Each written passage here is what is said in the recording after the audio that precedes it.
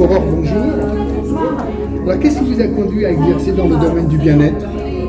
Alors, en fait, j'ai eu un parcours un petit peu particulier parce que je souhaitais aider les personnes et puis aussi les animaux.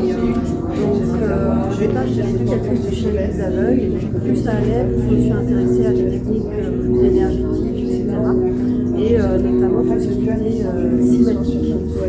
Donc, ce sont des effets du son sur la matière.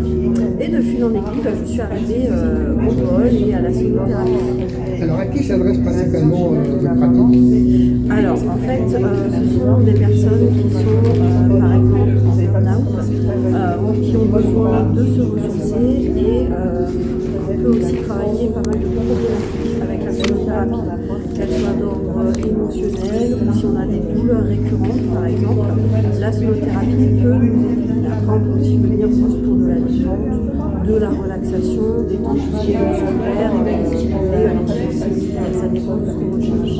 Alors, justement, comment abordez-vous une première séance avec quelqu'un qui ne connaît pas du tout votre discipline? Est-ce que ça vous arrive? Oui, bien sûr. Alors j'explique que la sonothérapie, déjà, c'est une technique en fait, qui permet de mettre le son et les vibrations au profit du bien-être.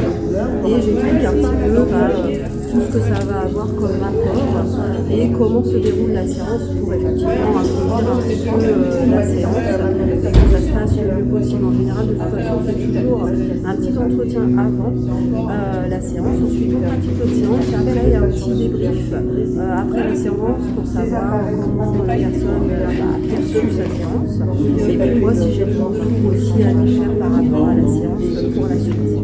Alors, quel petit conseil de bien-être donneriez-vous à une personne stressée en ce moment? Alors, l'idéal, si on a un bol, par exemple, ça serait de le faire chanter, de l'écouter, de se focaliser sur soi pour pouvoir lâcher un petit peu le mental et enlever un petit peu toutes les pensées parasites qu'on peut avoir.